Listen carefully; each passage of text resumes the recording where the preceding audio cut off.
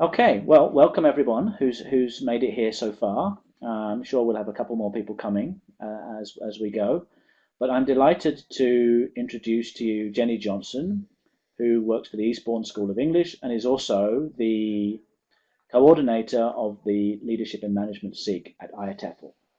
So, without further ado, I'll hand you over to Jenny, who's going to talk about teacher appraisals. And I'm going to remove myself from the picture. So, Jenny has the floor. Thank you, Andy. Thanks a lot. Okay. Hi, everybody. Thanks very much for coming along. And to anybody watching this later as a recorded webinar, thanks very much for watching the recording.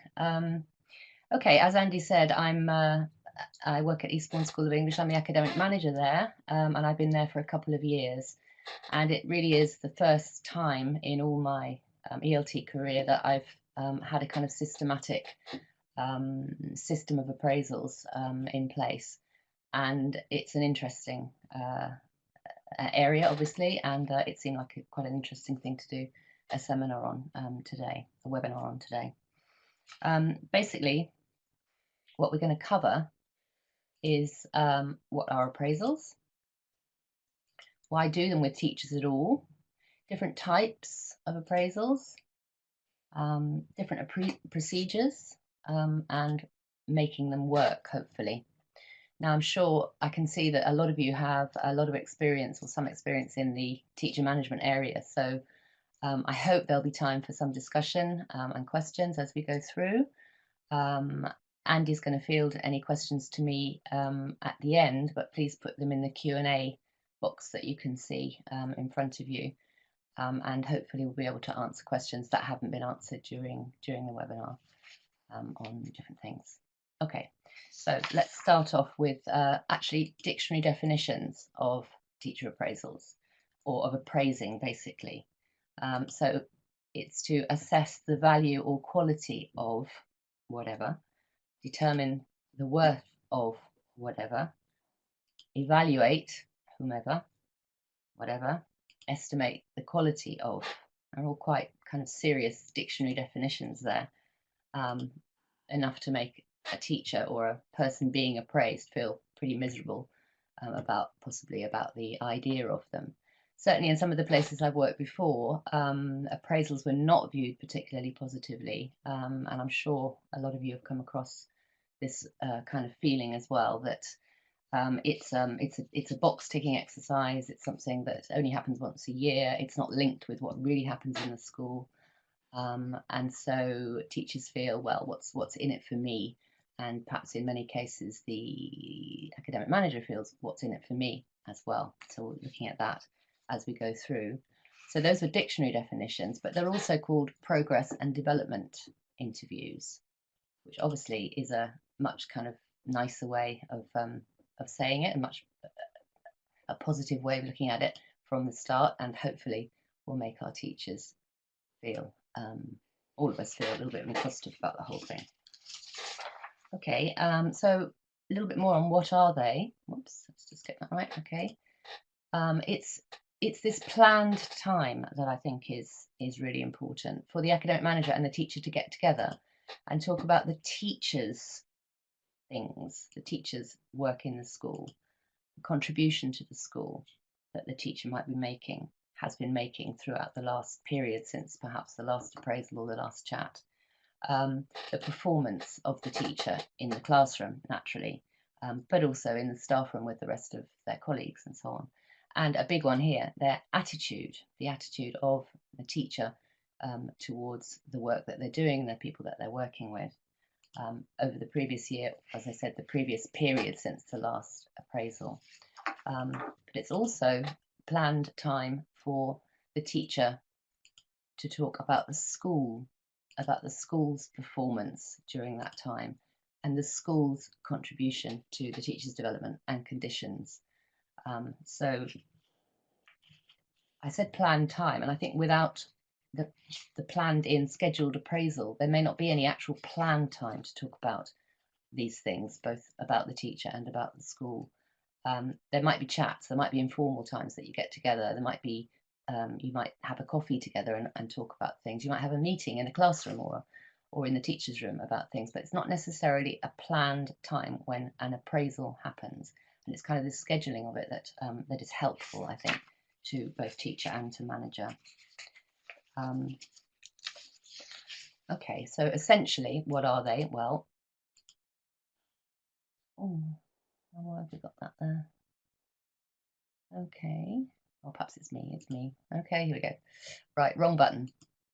So basically, my little picture here, it's two-way dialogue, two-way conversation. That's what they are, between the manager and the teacher, and also two-way feedback about how the school has been doing and about how the teacher has been doing.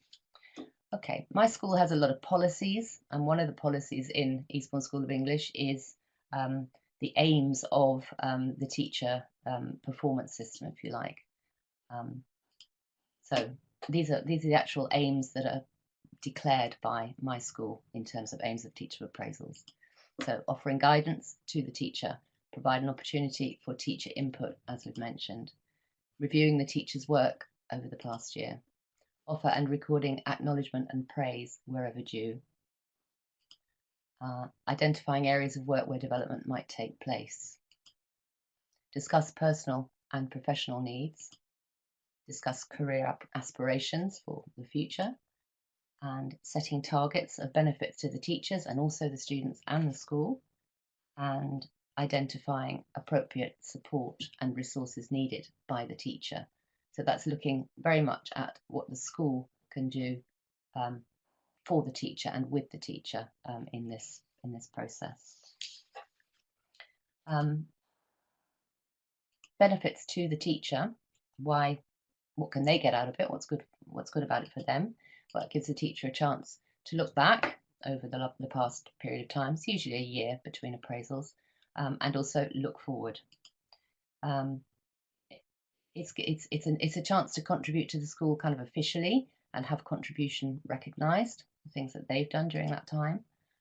It's a good opportunity, although not the only opportunity, obviously, to have opinions heard and recommendations actually officially listened to and recorded.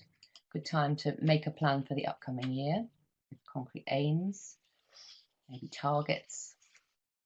Certainly in the UK, we have to state targets. We have to actually record, agree targets and record them on the documentation. Time to spend a bit of time thinking about their own professional development. You know, teachers are really, really busy. They don't often sit down and think, okay, what about my PD? What can I be doing? What can the school be doing for me? But if there's a scheduled moment in the year, then the teacher will spend a little bit of time thinking about that, hopefully. And obviously for themselves, establish and recognise the training needs that they might have. They tend to put things on hold, I've found. You know, they do know they need things, they know they'd like things to be happening, but they don't have this necessarily this time to actually sit down and plan things ahead, which appraisals give them. And what benefits do we have for the manager or the school?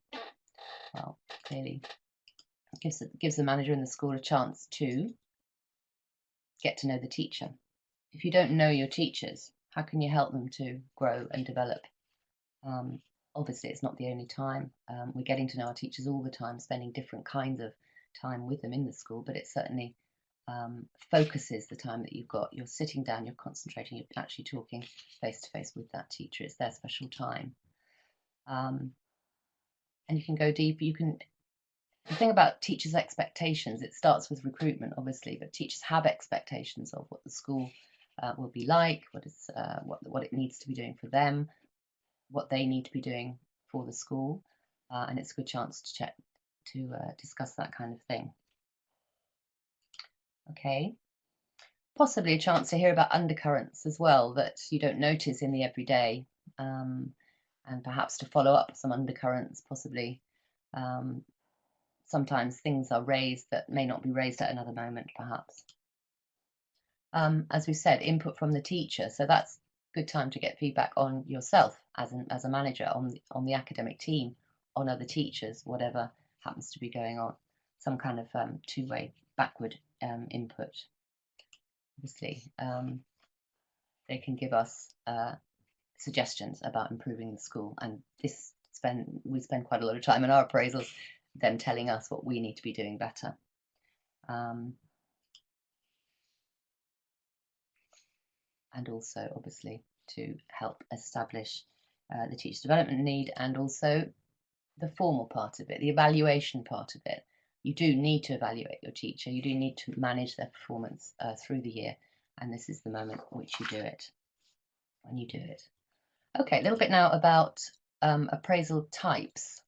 There are various types of appraisal. We're not going to go into these in detail, but I thought it'd be interesting just to bring them in to the webinar, just so that they're kind of part of it. And I thought I'd show each type for a couple of minutes. These are the ones we're just going to quickly look at. So a confidential report type of appraisal, a top-down appraisal, quantitative rating scales, 1 to 5, so 1 being poor, 5 being excellent, that kind of thing. Objective-based type, management by objectives, and also a 360-degree type appraisal. I'm sure a lot of you have heard of many of these, but we will just have a quick definition, a look at a quick definition of each of them. And while you're reading them through, if you've got any notes or questions, you could put into the Q&A, and perhaps we can look at them later. But I'm not going to spend a great deal of time on these. While you're reading through, which one is in existence at your school or your institution, if any? So this is the first one, confidential reports.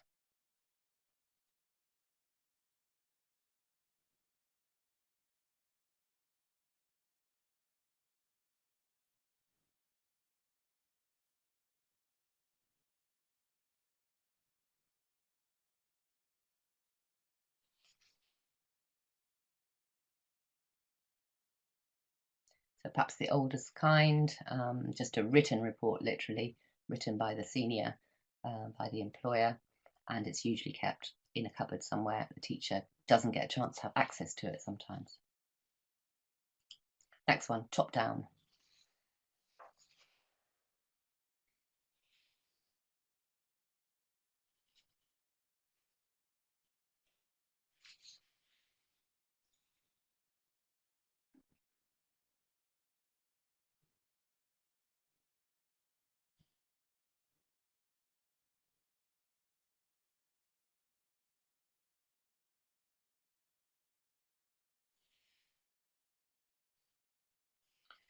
So this one is very, very common.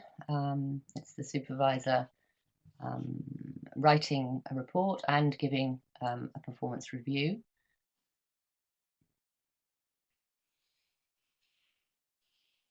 But it comes, as its name suggests, from the top.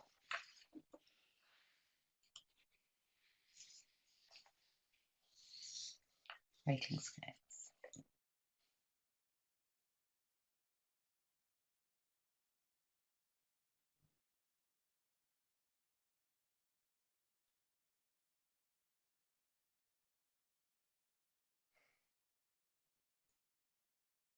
So this is what I was saying about, 1 being poor, 5 being excellent. And what's interesting is it can be related to a raise or a bonus, and a nice manager could inflate scores, but it could work the other way around as well.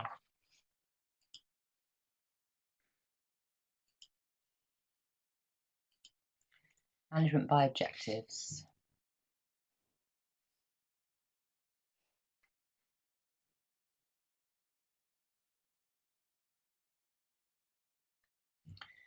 This one I think is pretty close to what I do, but this one is still very top down. The key performance indicators are decided by the manager, and as I said, there needs to be a lot more input from the teacher within a fairer appraisal system, I think.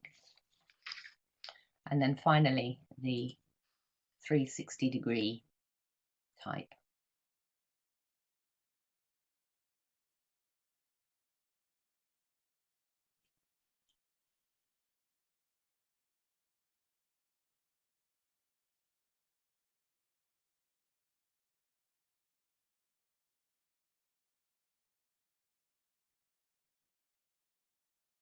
This is a really interesting one, I think, because I'd love to see it work. I've never actually seen it work. Not really. You know, who appraises the chief executive officer, the CEO in an organisation?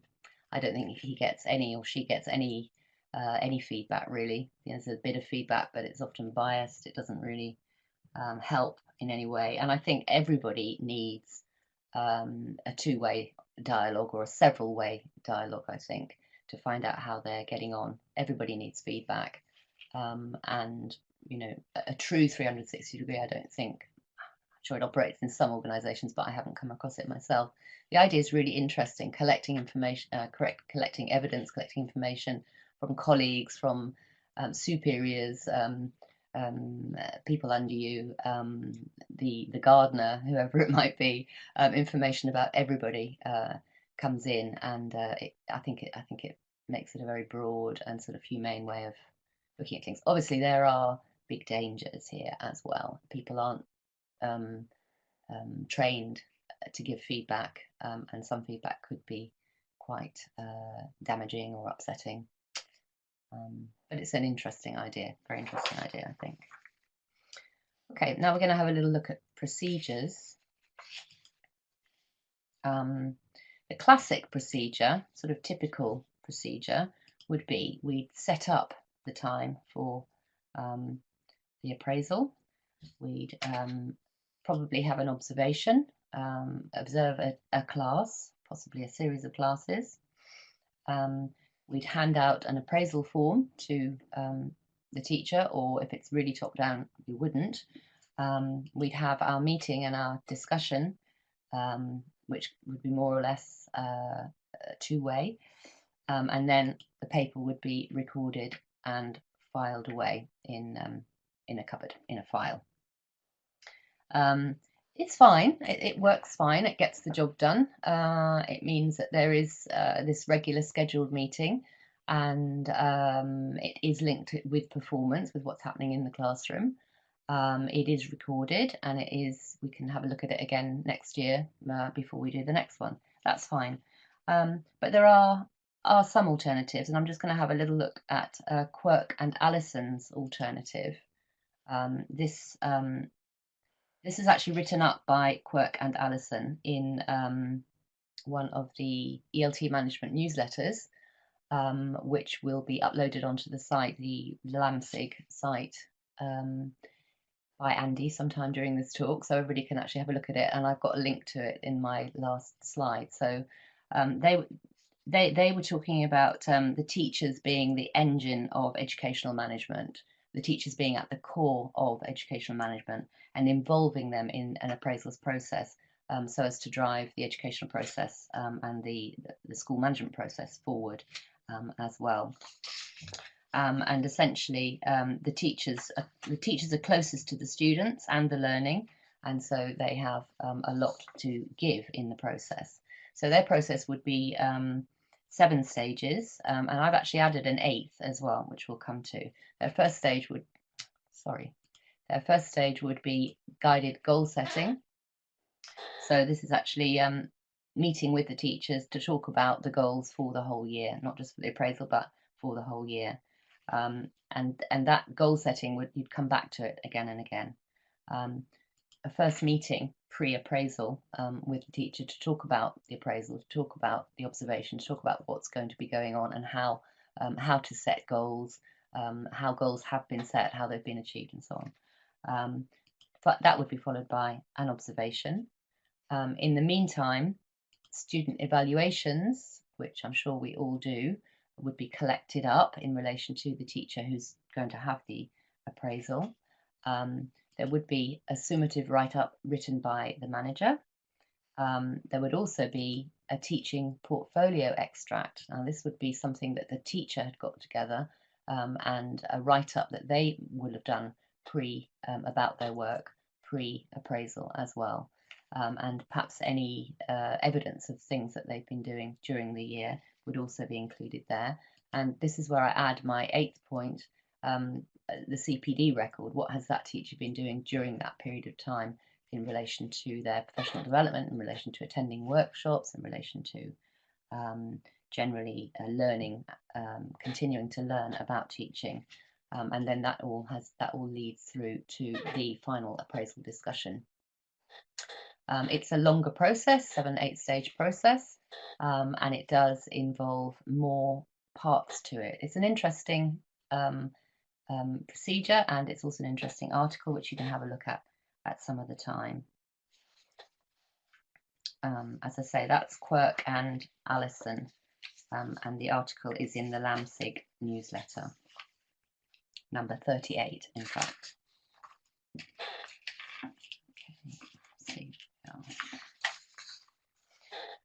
Okay, some things to think about in terms of teacher appraisals. We're looking at making them work now. So things that you need to think about.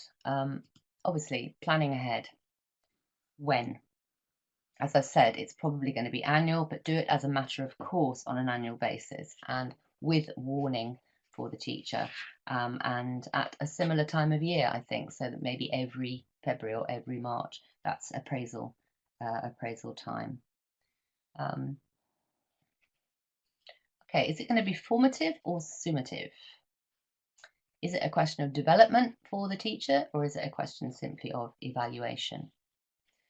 Marie McArdle, I haven't actually written this here, but anyway, she's written an article also in the LAMSIG, one of the LAMSIG newsletters, on number 40, on developing a teacher appraisal system through action research.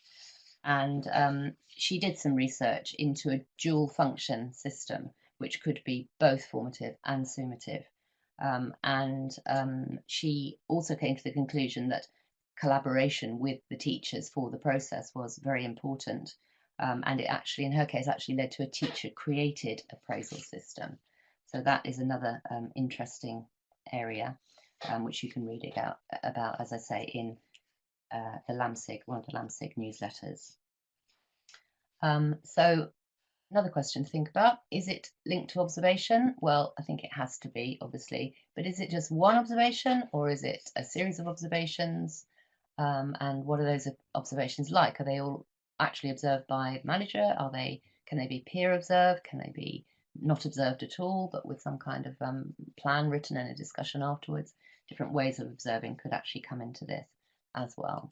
Think about what documentation do you want to use? What's the appraisal form going to look like? What's going to be included in it? I know in one case we have a school appraisal form which I can't actually show here, but if anybody's interested, email me. And one of my teachers suggested something entirely different, and this was food for thought, something that he'd used at a previous place of work. It was food for thought, and I'm still thinking about altering ours on the basis of that. So, you know, it's not just a document, it could be an ongoing changing document as well, if you wanted to.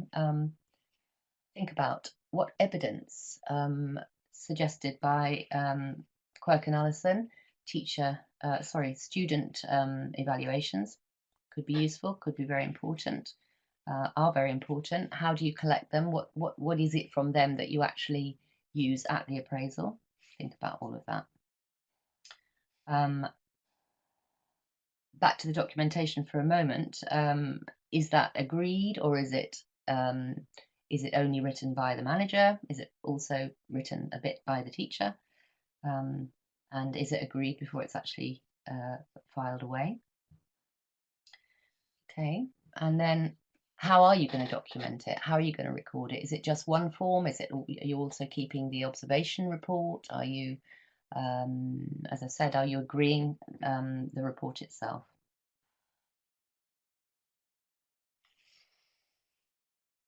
And finally, how and when are you actually going to follow up the appraisal?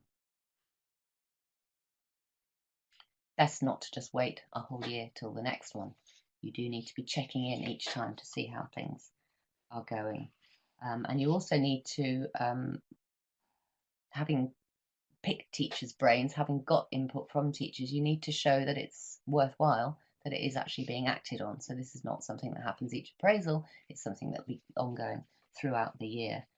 You've listened, but you also need to act, or if you don't act, you need to actually explain why you can't act, why something may not be possible at a particular point in time. Okay, right, we're still thinking about making them work. Next part of that is against a background of a relationship of mutual trust. That's a quotation from somebody that I came across, and I haven't been able to find out who it was actually from, but I liked that, and certainly it's the appraisal process only works if there is a relationship of mutual trust between the teacher and the manager. So what do you need to do? You need to plan and you need to schedule. This involves a lot of communication with the teacher throughout the year and before the appraisal itself. You need to think hard about where, the location. Where are you going to hold this appraisal? Is it in a classroom? Is it in your office? Is it in a coffee bar? Is it in the teacher's room? The place, as we know, makes a big difference. You need to think about your manner and your body language is really, really important when you start off the appraisal interview, certainly. You need to be friendly, you need to be pleasant, you need to be non-judgmental for it to work. You need to be frank. It's important not to beat around the bush. It's important to let the teacher know what's what and how you feel, and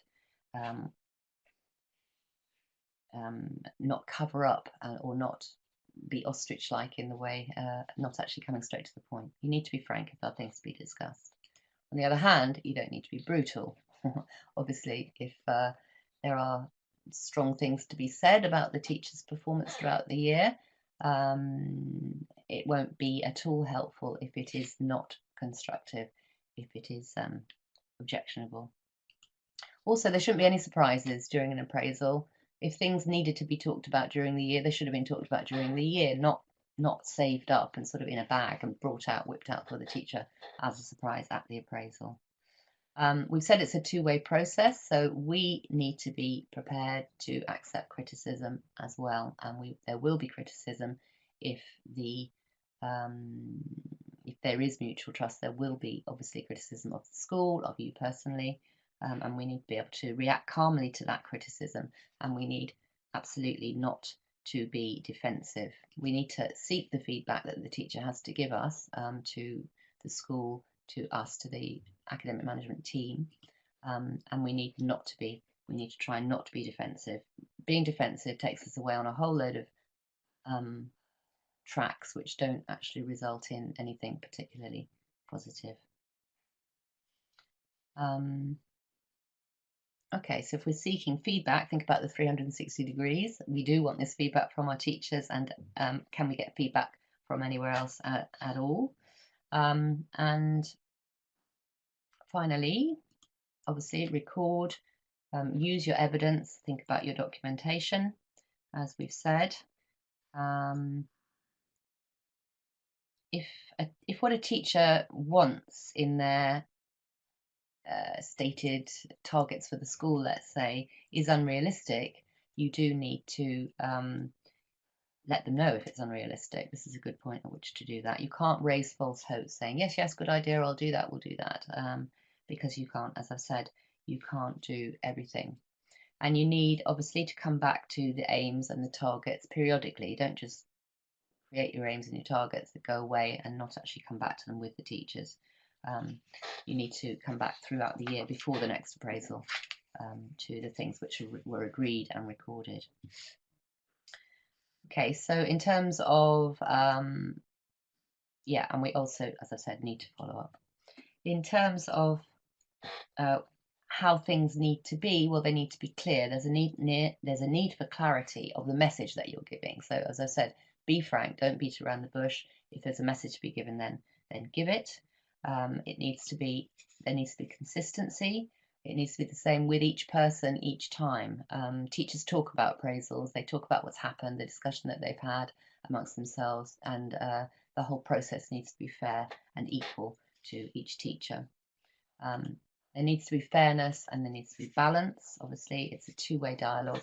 That's really important. Transparency. I've implied you need they need the truth. You need to say it as it is. You don't need to be hiding anything from the teachers at all. And don't raise any hopes either, as I've said. Objectivity, really, really important. Based on evidence, evidence-based appraisals. This evidence-based, I like this whole growth of the whole idea of evidence-based. It's really very important that what you say doesn't come from yourself and your subjectivity. It's actually based on evidence and is objective, and there's accuracy in what you say. You're talking about facts, you're not talking about interpretations.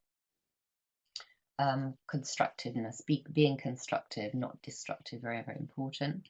Being positive, or if the facts are bad, if there are difficult things to talk about, then neutral is perhaps what's necessary in those cases. And obviously, you're aiming for development on the behalf on the part of the teacher and of the school, not demotivation.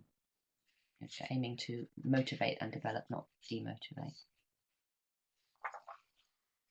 Okay, to talk about the meeting itself then, the stages of the meeting. Okay, so you've decided on your location, you've decided what time, what day you come together, and obviously you need to find a suitable place, somewhere that's comfortable, somewhere that's quiet, somewhere that's empty, not going to be disturbed, at a time that meets both of you. And there we are, and we open the meeting. You need to start friendly, you need to relax the teacher. You can talk about inconsequential things to start with, perhaps, before you actually start fully into the meeting itself. First part of the meeting, together you would identify and explore accomplishments and concerns. So things which have been good throughout the year, talk about that, give praise where it's due, and any concerns that may have arisen throughout the year as well. You can discuss those at that point.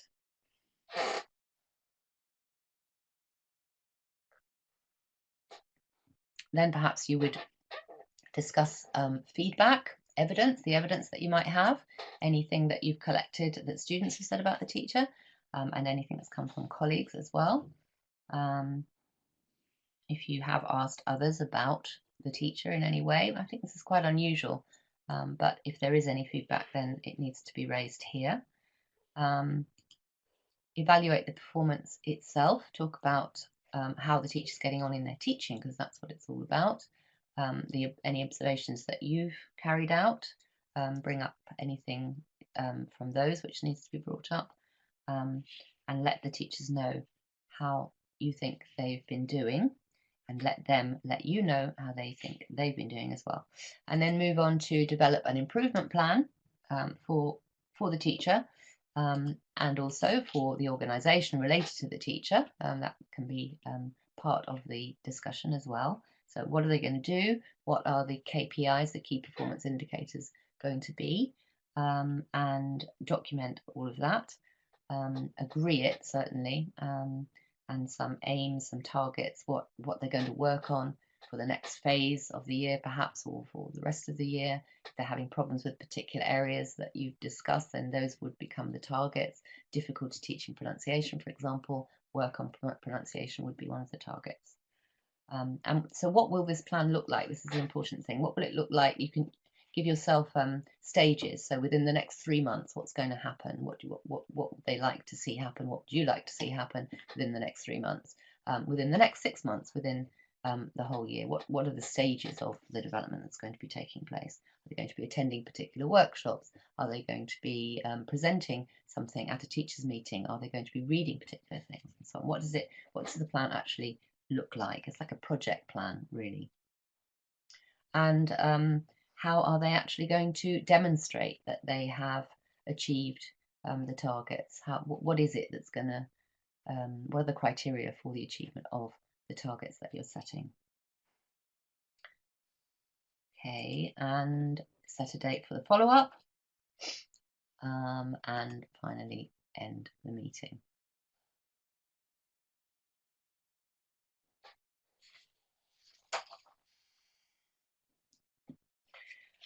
Okay.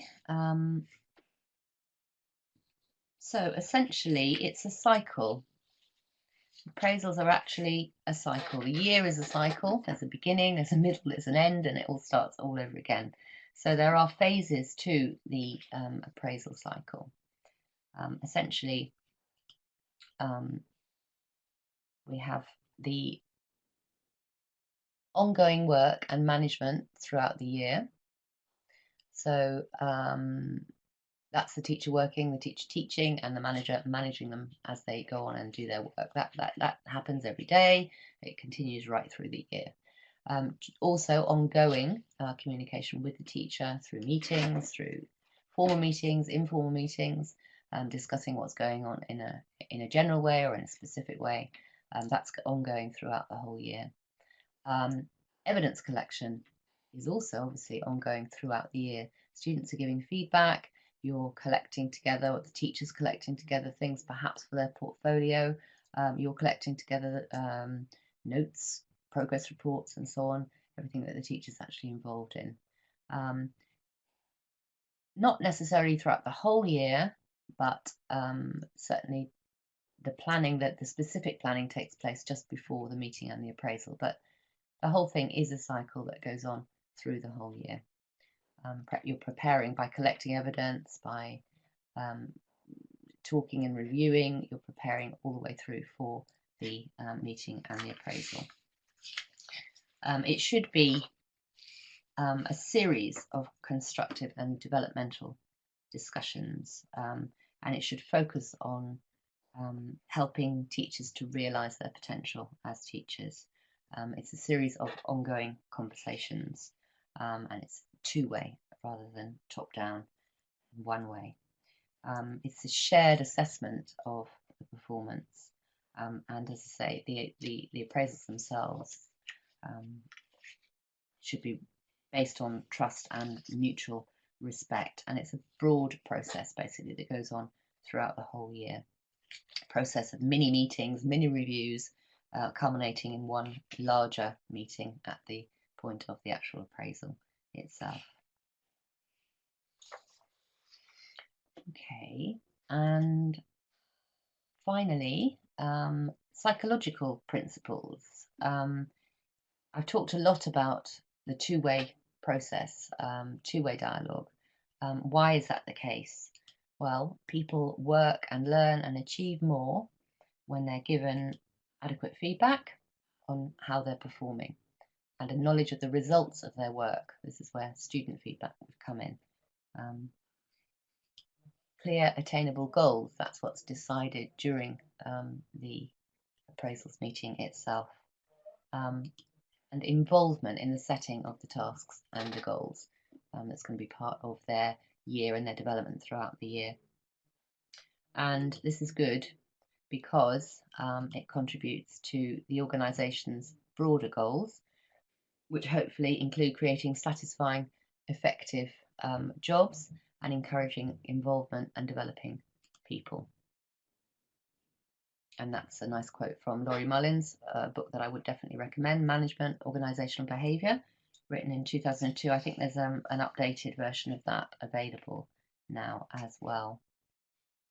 I've got the next slide is the references, which I've been talking about, including the management book itself there. So Marie McArdle and Quirk and Allison, available in the LT Management newsletters. And there's a lot more articles available on the LAMSIG website. Andy's done a really good job putting them all together. So there are more articles on appraisals, on learning organisation, on various different parts of the management job, basically. Okay, I didn't refer to the Jake Kimball book, but it's a good article to read. It's a good article to read. Okay, and that basically is thank you very much from me. But I will go back to the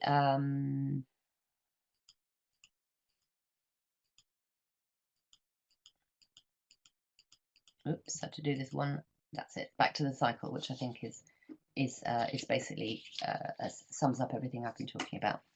Thank you very much. Do we have any questions? Thanks, Andy, for putting up the article pages. Hi there. Thanks, Jenny. Yeah, anybody have any questions? Carolyn asks, will the slides be available later on? This webinar has been recorded and you can rewatch it. I mean, it's the actual PowerPoint as a PowerPoint is not available, but you can skip through the webinar if you like. No problem at all. It'll be recorded. It has been recorded, and when I get it up on the website, it'll be up. So tomorrow probably. Josh asks Jenny, how long between follow-ups? What do you mean, Josh? Between follow-ups, like how many times you meet with the teacher during the year, or what do you mean? I mean, basically after the appraisal, I would follow up about a month later. I would have a meeting about a month later to see how things were going, and I try to have regular meetings after that as well. I mean, the thing, as you know, in a school, you're with the teachers all the time. There's the break time. Somebody will talk to you. You can grab them and talk to them about a particular thing. You can say, can you come and meet me at lunchtime? And have a follow-up, informal follow-up in that way. For formal follow-up in terms of looking at what the targets were and seeing how they're going on, I think you'd need to do that every couple of months, every 3 months, see how things are going. Okay, next question. Fiona says, can you give us an example of a KPI? A key performance indicator. Ooh, that's a very technical one. I mean, for me, those are, for example, the target might be to attend a workshop on X, and that for me is a key performance indicator. Has the teacher attended the workshop on X? Has that actually happened? It's part of the target system as far as I'm concerned. Andy might have a more technical definition of that. Andy? Well, no, that sounds like a good one. I mean, there's different ways of looking at KPIs and key performance indicators, and I've seen language schools which are very keen on them and very they boil everything down to targets, particularly for directors of studies. Actually, directors of studies get loads of KPIs in some schools. But no, I think I mean, things that you can measure and can say this has been done are fine. So, have you attended a workshop that you said you'd attend is a good one for me. Yeah. Have you actually done another question? Sorry, Jenny, carry on. No, just have you actually done what we plan to do? What you plan to do? Yeah. Carolyn asks, should appraisals for new teachers be done more often within the first year? I don't think appraisals need to be. I wouldn't say that appraisals would need to be, but I do think definitely more observation during the first year and follow-ups to the observation, feedbacks on the observation, because you see a lot. Obviously, you need to be seeing how they're getting on in the classroom, but when you have the meeting to talk about the observation, so much else comes up. It's like a mini appraisal. So probably with new teachers, you'd be doing that more often than once a year, certainly. I tend to observe my teachers 2 or 3 times a year, but only one of them is the one that's linked to the appraisals. The others are ongoing through the year, and we take time to talk about those, to feedback on those.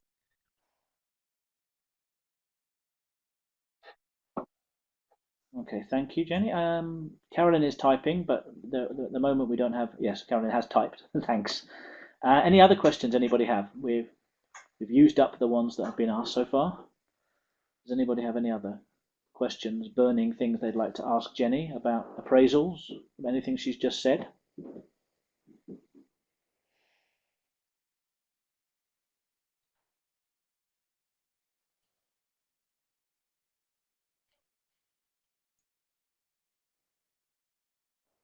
Okay, seems like. Oh, Josh has jumped in just as I was about to close it. Josh says, does anyone get teachers to do all the writing up of the appraisal report before and after? Teachers doing it themselves. What I give out the appraisal form before the appraisal and after the observation, and I ask them to make notes on that appraisal form. so that they'll come in with kind of penciled or scribbled notes on part of it, not necessarily all of it, but they'll at least have thought about each part of the document.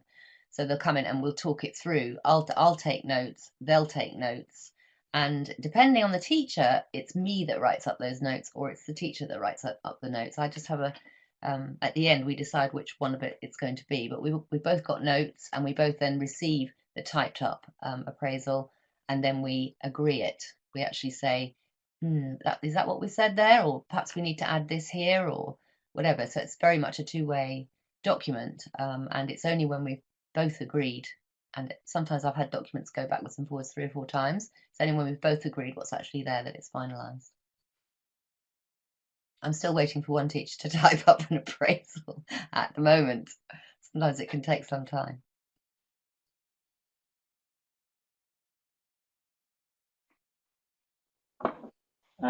In case other people, I'm not quite sure if everyone can see the question, so I'm reading them all out.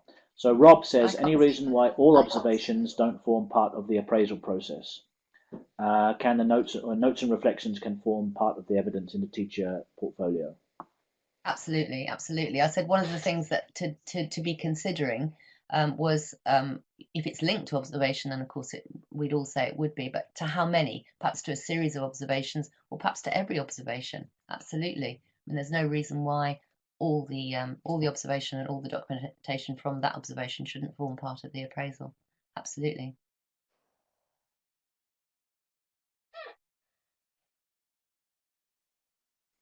Carolyn asks, do both you and the teacher sign the documents?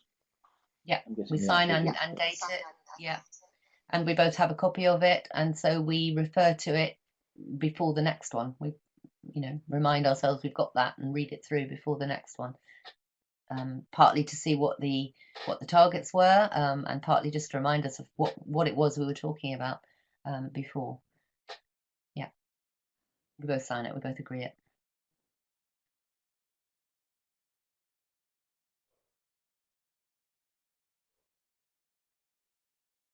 Claire, how would you include peer observations in this process, or would you include peer observations in this process? That's an interesting one. I think it's obviously part of the teacher's development, and as such would be part of the evidence that comes that the teachers collected themselves, perhaps into a portfolio. It would depend partly, I suppose, whether you ask teachers to write up the peer observation that they do. I see peer observation as much more developmental than evaluative, and for me, I don't insist that my teachers write up the peer observation kind of critically, if you like.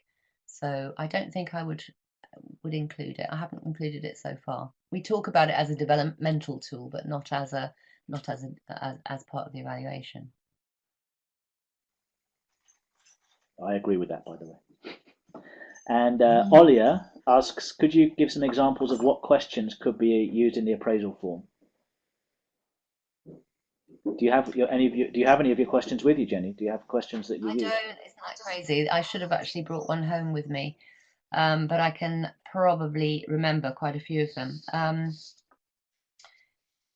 How have you achieved your targets that were set last year? Is one of them, certainly. How has the school achieved the targets that you set for it last time? What have you been having?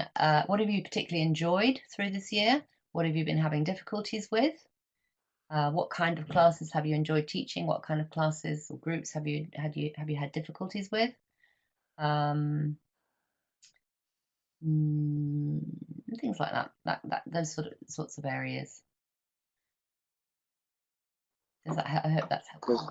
Does that help? Thank you, says Olia. Any more questions before we wrap up for this evening, this afternoon, or wherever you happen to be? For some of us it's evening, for some people it's late afternoon, I think. The sun's just beginning to go down here. What sun there's been today. It's been very misty, but it's been a pleasant, cold English afternoon, pre-spring. It's just beginning to get dark.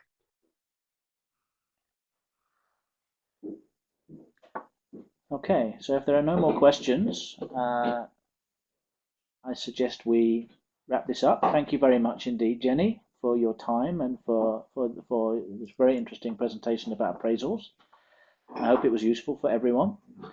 And as I say, it will be recorded. Well, sorry, it has been recorded, and it will be up on the website tomorrow when I get to it. So And our next one is you, Andy, sometime tomorrow. isn't it? Yeah, the Okay, and next our one that next we're other. running is in May, and I'm going to be doing that one. And I can't even remember what I'm going to be doing it about. I should have looked into that before I started this part of the talk. But in May, I'll be doing a webinar. And the next event that LAMSIG will be hosting is, of course, our PCE, pre-conference event about managing people, about managing teachers. So this fits in very well to that whole talk, actually. So go to the LAMSIG website and look at the upcoming events page and so on, and you'll see what's going on in the upcoming months for LAMSIG, including the next webinar and, of course, the PCE at the IATEFL conference in Manchester. So thanks very much, everyone, for coming, and thanks again, Jenny, for your excellent presentation. Thanks, Andy. Thanks for helping me out here. See you all around soon, hopefully. Yeah, see you in Manchester, Josh. And see some of you in Manchester, I hope. Obviously, you'll see Josh and other people. And have a good evening, everyone. Yeah, same to you. Bye now. Bye.